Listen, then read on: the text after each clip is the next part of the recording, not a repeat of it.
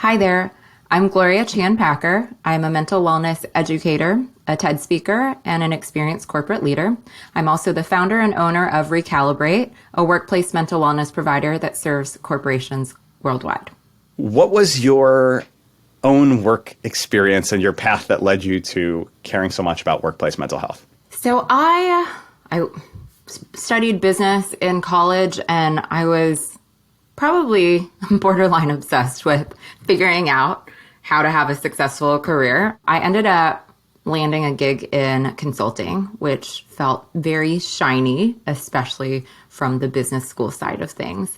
I really enjoyed my career in consulting. It was challenging. I got to travel a bunch, and I got to learn a lot of different skills in a lot of different types of companies. The one thing that was difficult that ended up kind of catching me and making me look at a blind spot maybe I had was how much stress and my propensity for overworking could really cause me to burn out a lot more quickly and a lot more often than I realized. In consulting, because you're in client services, you're somewhat expected to please the client as much as you can. And when you're a people pleaser or a perfectionist and aren't used to setting any boundaries, that can be a pretty rough formula. I had a really unexpected medical battle that popped up in the form of chronic migraines in 2017. Then I took a leave from work and finally started therapy that I had been thinking about starting forever, and really learned so much about not only myself, but a lot of the science behind everyday shared mental health experiences like stress and people pleasing and perfectionism and burnout, and just felt so strongly through that experience that so many more of my own peers and colleagues could find so much benefit in knowing the science behind some of these concepts that maybe otherwise would feel too soft or too in the woo for them to want to look at otherwise. Can we talk about that moment where you're having these chronic migraines, nothing is working, and all of a sudden you realize, okay, I have to change something big about my relationship to work? Do you remember the fears or the barriers that you felt in that moment to changing your relationship to work? Yes, very much so. It was terrifying. Even though I wouldn't say that work felt like my everything, it was a really, really, really big piece. It was kind of the center, if you will, of my day-to-day and of my safety. And I think work and doing well in work was so tied to my own sense of emotional stability and safety that not being able to have that just had me feeling completely lost and completely powerless. We get taught in many aspects of our society. Actually, we don't get taught at all how to define our self-worth. I think that's just something that is very nebulous. And where we subliminally get taught to define our self-worth is through our work and through our job. And that's the only language we have for it. And it's the only place we focus. And so for many of us who don't have tools or education around mental health or emotional health, we don't have any other sense of self-worth besides what we do for a living. And so, I think so many people relate to that, myself included, Chris, where it's I don't even know how to tell you about myself without talking about my work. So what advice do you have for people who feel that their identity or their passion is so tied to their work that they feel really reluctant to step back from it? It feels dangerous. The longer and the harder path of advice is to really kind of do the self-reflection and do the self-work to understand what it is that makes work or overworking or being the best feel so safe. Or in other words, what would make it feel so unsafe to not be the perfectionist or not be the XYZ job title? What does that mean? And maybe even just ask yourself, if I didn't have that, what would that mean? And normally your most kind of extreme gut reaction is the one that's the most informational, right? Something like, I'd be worthless or people wouldn't like me. But really, we want to pay attention to that because that's what we technically call kind of a cognitive schema that we've developed. Technically, a cognitive schema is basically just a learned behavior or thought. It's almost like a mental map for if we're in this kind of situation, then this is how we should think, act, and feel. And so many of our schemas are developed early on in life when our brains are really blank slates and we're trying to figure out how the world works and how we either navigate to safety and resourcing or navigate away from danger and de-resourcing. And so I think a lot of times for our overachievers that tend to burn out a lot and tend to tie ourselves too much to work, there are big aspects of our upbringing where we learned that being the best was safe and not being the best was really unsafe. Okay, so your TEDx talk was work is not your family. And this was one of the most viewed talks of the past year. It really resonated with people. Other than the fact that you're a great communicator, I wonder if you have some thoughts about like why this struck a chord with so many people. Calling work our family, I think, was something that became so commonplace, but for many of us maybe had some detrimental effects that we couldn't quite put a pin on, but we were experiencing. That I think the TED Talk resonated with so many people because it gave us a more tangible understanding of why sometimes that can be problematic. And also, I think just a little bit of understanding on how that relates to each of us individually as well and our own wirings. Because I think a lot of times when we're talking about anything related to health and wellness, it can feel so big and generalized that it doesn't feel as helpful or applicable or actionable until we can figure out a way to tie it to ourselves and our own story too. I completely agree. I also think that one of the key parts of a family is that you're stuck with them, right? Like no matter what happens, you kind of can't change who your family is. And that is actually definitionally not the case with a job, right? Like your job will fire you if you don't do your work. And if your job is terrible, you have the option to leave. And so viewing it as a family kind of puts us in this trap where we are supposed to give everything, and yet we don't get that unconditional love back. And I think we're just supposed to work and give everything without thinking about whether we're going to get something back in return other than actual money. The interesting part too, right, is that I think especially for people who came from biological or blood family structures that were healthier and had healthier dynamics, I think that means in work, the whole work is family concept isn't going to probably hit us as unhealthily. But for those of us who maybe had family structures where there were big bleeds in boundaries or things were just not as healthy and dynamics were chaotic or constantly in conflict, that's more likely to mean that we had to adapt and survive through things like people pleasing, putting other people first, ignoring our own needs. And so when we get into a workplace, that one is probably feeling like safety because it gives us a sense of autonomy and power that maybe our brains weren't used to before. But two, it ends up kind of having more of a propensity to have us working unhealthily because we didn't have a healthy structure from the get-go. So we often have these conversations about work-life balance. And in those conversations, a very common topic is setting boundaries. Mm-hmm. In your view, what is the problem that boundaries solve? And why have they been so topical lately? I think it's really at the heart of a lot of what we're talking about. Burnout and boundaries have become so topical in recent years, largely due to the pandemic. The pandemic, I think, was almost an amplifier or a magnifying glass for where all of us were in our own mental health, where if we had a pretty strong foundation, the pandemic would really amplify on the fact that, okay, we have some skills to navigate this.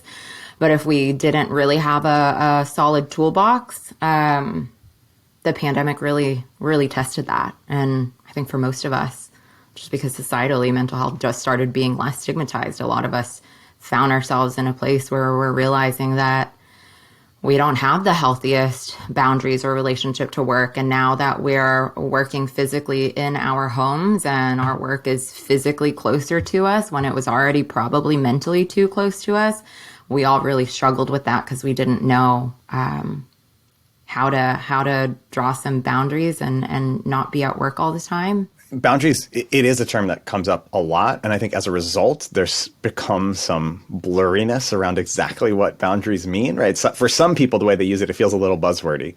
So what are boundaries and how do we put them into practice in a way that actually works? I think of boundaries as really the ability to identify and communicate our needs. It sounds very, very simple, but it's so much more complex for many of us because when it comes to identifying and communicating our needs, a lot of us have learned that maybe it's beneficial to deprioritize or delay our needs. And in some instances, that can be true. But for many of us, it's become such a autopilot kind of one-size-fits-all rule that we've delayed and deprioritized our needs so much that our nervous system kind of just subconsciously thinks, so we always can't be resourced. We always can't speak up for our needs. And I think boundaries, again, are pretty simple in definition in that it's all about us identifying and communicating our needs, but they end up just feeling a lot more complicated to put into practice because of each of our very complicated personal past and behavioral patterns that are tied up in not wanting to speak to our needs or thinking that that'll result in negative consequence. One example that comes to mind for me is, if I got an email from my brother saying we need to talk, it feels, and I'm not proud of saying this, but it feels like the kind of thing that I might say, like, great, once I get out of this meeting, I'll call you. But if I was talking to my brother and I got an email from a boss saying we need to talk, I'd probably be like, hold on, I need to talk to the boss right now. So yeah, it feels like that's completely upside down. And yet it's a hard pattern to break. I think a big core piece of this is really around your values and your priorities. And that should drive where your boundaries are. I think that a lot of us, we just want boundaries to be like one size fits all. And for someone to be like, these are your boundaries. This is the language you use. And now life will be well and better. And that's just really could not be, unfortunately, more opposite from the truth because all of us are different. We're all in different seasons of life. We all have different priorities. And so therefore all of our boundaries need to be designed and communicated in different ways. Like if I am in a season of life where my top priority truly is work and achieving something because it's the most meaningful to me, and I am truly okay with like making some sacrifices in the meantime, and I feel like I can be healthy for this season in life, then sure, answer your text during the weekend. But if you're in a season where you're really struggling and you feel like you're not present for your family and you aren't sleeping because you're so stressed out, then it sounds like you need to shift your priorities and design some boundaries to probably not answer that text on a weekend. And I think that's the maybe hard part is that it requires us to really look at where we are and where our priorities are. And what the trade-offs are in setting those boundaries. Because I think for many of us, and I understand this because I get it and I feel like I live through it constantly, but I think all of us like want everything. We want to have it all. We want to do it all, but we also want to feel healthy. And a lot of times that is just not possible. And that is something that is funny. It's poignant to me right now because I just had my first baby. And so I'm still in this like kind of odd identity transition and postpartum haze where I thought, right, especially working in mental wellness, God, I was like, yeah, I like have these part-time hours figured out to where I can spend time with him and prioritize him, but I can also spend time in my work and I can also be a wife and I can also be a friend and involved in all of this stuff.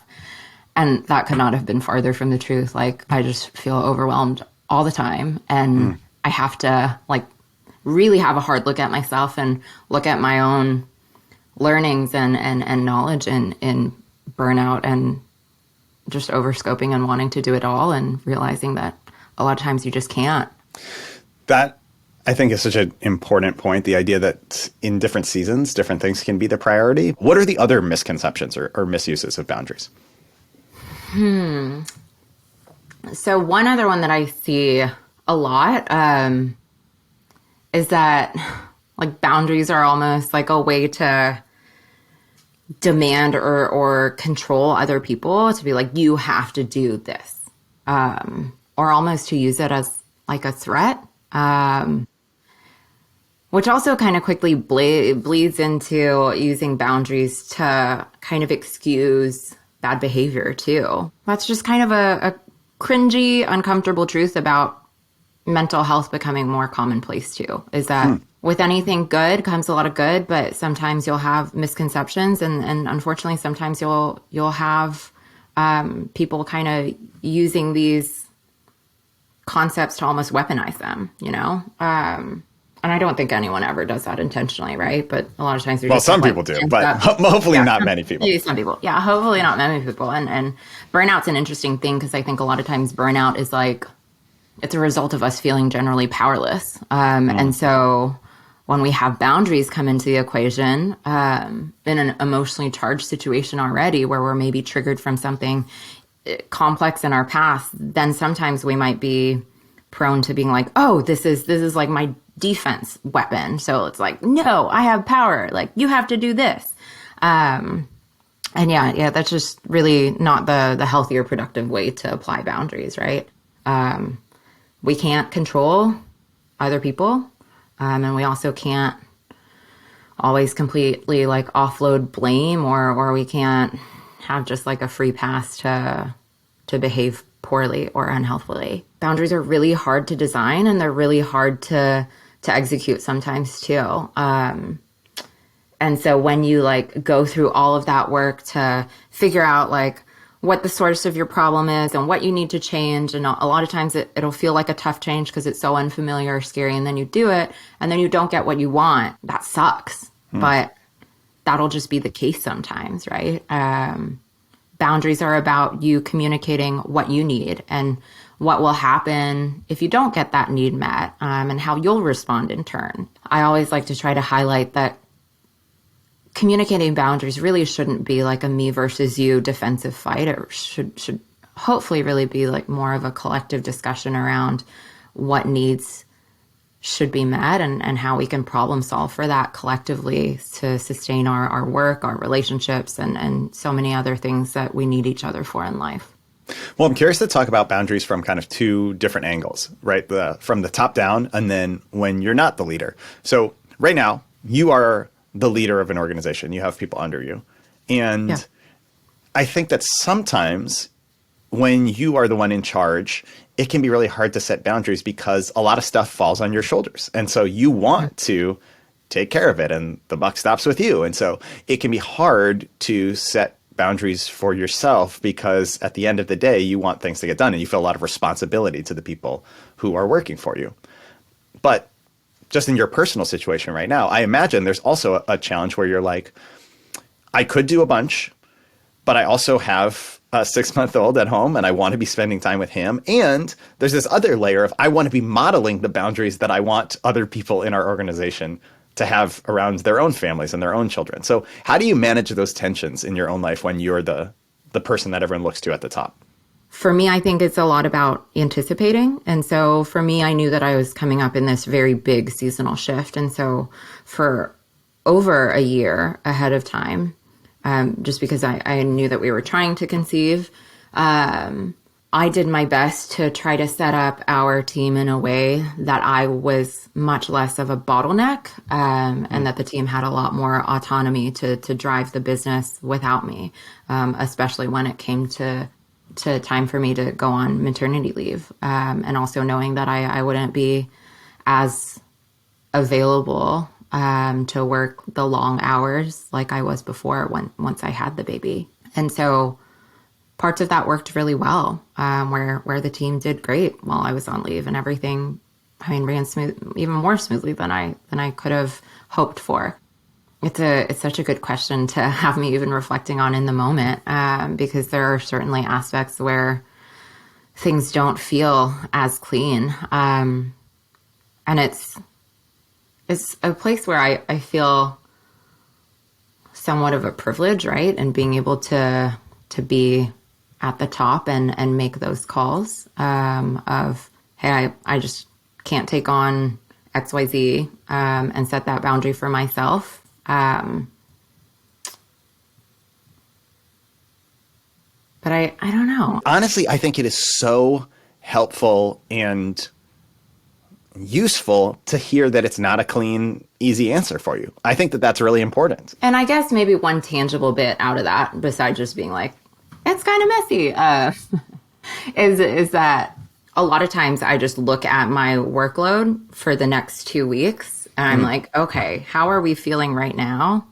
And how doable does this all feel? And it's almost like either every week or every 2 weeks, I'm somewhat, for lack of a better word, recalibrating what the workload looks like, where I maybe need to offload some work onto the team or ask for some help, or kind of like think about, okay, there's too much, so we need to throttle the pipeline for client work and set different expectations for timelines. And sometimes I think that's kind of like all you can do when it comes to setting boundaries when things are just changing too quickly, and you kind of have to be reactive. It's just like make yourself an accountable time each week to ask yourself how things feel and how they're going and what needs to change, and make those changes.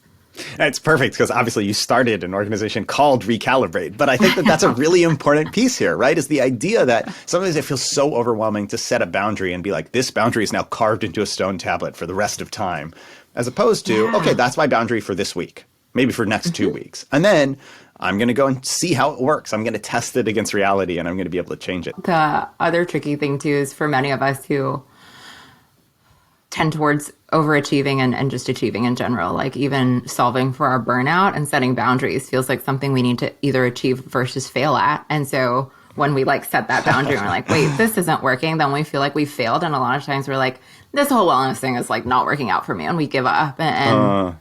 So yeah, I try to also remind myself and everyone else, right, that this entire journey around behavioral change and just feeling more sustainable and more healthy is not linear. I think the goal should be almost like acting like the stock market, where it's like up and down, but like generally trends upwards towards something healthier and towards more behavioral growth and change.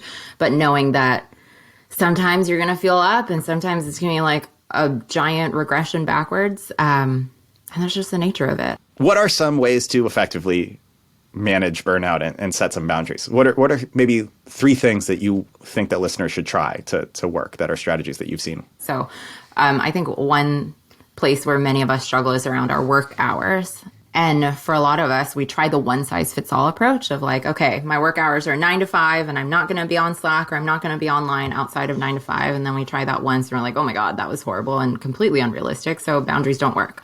Try to design something a little bit more specific. So for me and for my team, especially during the pandemic, I ultimately designed boundaries for our team where we accepted global client requests outside of our hours, Mondays to Wednesdays. But Thursdays and Fridays were strictly protected. Thursdays are strictly protected to our hours, and then Fridays we actually work half days. So that we can accommodate that client work that we want to grow Mondays to Wednesdays. But on Thursdays and Fridays, when we're more tired, when we have more personal and familial engagements, those are strongly protected, and we have those boundaries. And it allows for a little bit of everything that we need and everything that we're prioritizing. Another tip I would offer when it comes to just boundaries and burnout, I think a lot of us struggle with burnout because we just overscope and say yes to everything. I'm guilty of this too. Absolutely, yes. So if you have a propensity to be like a yes person, to always say yes without thinking, try to start buying some time for yourself to truly evaluate your bandwidth and your priorities before you say yes. So when someone asks you something, like, you don't have to say yes or no right away. Say like, okay, I hear you. Can I have until the end of the day to get back to you? Or just say, I need a little bit of time to evaluate what's on my plate and where my priorities are. When do you need to hear back from me by? And then I think my last thing when it comes to like communicating boundaries, we really want to focus our language, like I said before, around really specifying our need and what the impact will be if we don't get that need met. So like if you need this deadline to be 2 weeks earlier, like right now everything's just full, and I don't see how that's going to happen without something suffering. So maybe I know there's this team member who has a little bit of extra bandwidth. Could I maybe borrow them half time? And if that's not possible, can you help me figure this out? And sometimes too, right? A boundary can really look like asking someone for help after you've stated what you need. And I think remembering that and remembering that you can make communicating boundaries feel authentic to you is important too. So we talked about setting boundaries from the top when you're the boss, but this seems like a really applicable one for when you are, in the middle or in the bottom of an organization. And it's really hard, I think, to set a boundary when you feel like it might put your job at risk. It might make the person think less of you. Maybe you feel like this is, you can't afford to lose this job. You can't afford to find a different job. So you want to make sure you're not doing anything to jeopardize it. Are there other ways that work when you're specifically kind of lower down and you're worried about building a reputation and also keeping your job? What I would prioritize the most is really to focus on like what the need and the impact is to the work and the organization, right? Because like this won't always be the case, but truly functional workplaces and leaders want to know when there are problems so that we can solve for them. I know, again, unfortunately, that's not always going to be how workplaces function, but that is the goal, right? Is that like a good manager, a good leader wants to know when there's a problem and wants to figure out how to solve it. I'd be remiss if I didn't mention that there are just certain industries and workplaces where this is going to be harder. Because I think a lot of times with boundaries at work, sometimes it's almost like making a choice on what exactly you want to change and what feels realistic and sustainable for you too. Because for some industries, like the culture is actually not to have boundaries. And that sucks because that's hard and you probably will have more negative consequences than if you worked in a industry where wellness is really supported and boundaries are supported. And so I feel like in those instances, you have a tough choice to either make a micro change or a macro change, right? You can either be like, okay, I'm going to change this culture in this industry and make it more amenable to boundaries and wellness. And if you feel up to that and you feel resourced for that, good on you, go do that. But if you're like, there's no way I can do that, I have no energy to do that, that probably means you need to make a micro change for yourself that might mean that maybe you need to switch industries or switch workplaces or switch your situation personally. And I think that can be one of the most difficult choices in boundaries too. Well, around that, is there actually an ultimate fix to burnout? Is it possible to get rid of it altogether? My short answer is no. And I personally do not feel that the goal should be to eradicate burnout. In my personal and professional opinion, eradicating stress and burnout is neither realistic nor makes any sense because stress is really this biologically wired human reflex, right? The goal shouldn't be to, I think, get rid of burnout, but really to build a healthier and more sustainable relationship with your stress and your burnout too. I've been reflecting on this personally a lot, right? And there was so much of me caught up in what you were alluding to too, Chris, like in the I feel like I have failed. And that feeling of I feel like I've failed at what I should be good at was actually what was really keeping me from being able to help fix where I was. Because it was almost like what I tried to prevent burning out from being a new mom and working and a business owner and blah, blah, blah, blah. My fear of failing at that is what actually I think guaranteed and kept me stuck in burnout mode. Because I was like, no, this should have worked. This is going to work. I was really like, no, this is not working. What do you need to change? And that's always probably going to be a pretty tough moment and a pretty tough change.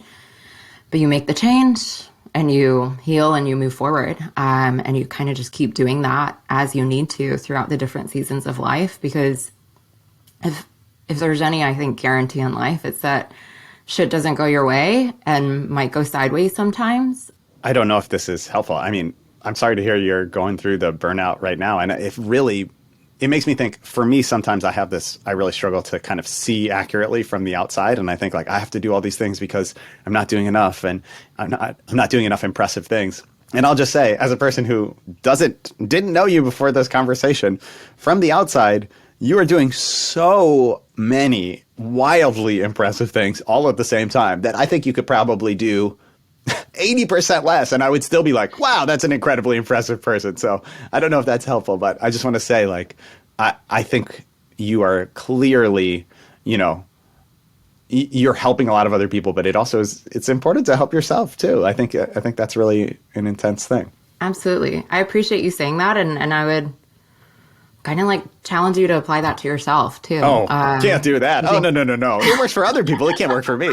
That's the rule with all advice, right? Yeah. That's just for other people. Right? I don't do the healthy thing myself. No. Yeah. I have to keep working because otherwise I won't have worth. But you have worth regardless or not. Right. Isn't that just like, we'll just summarize the entire podcast episode with that. Yeah. Well, Gloria Chan Packer, thank you so much for being here. It's really a pleasure to talk to you. Thank you so much for having me.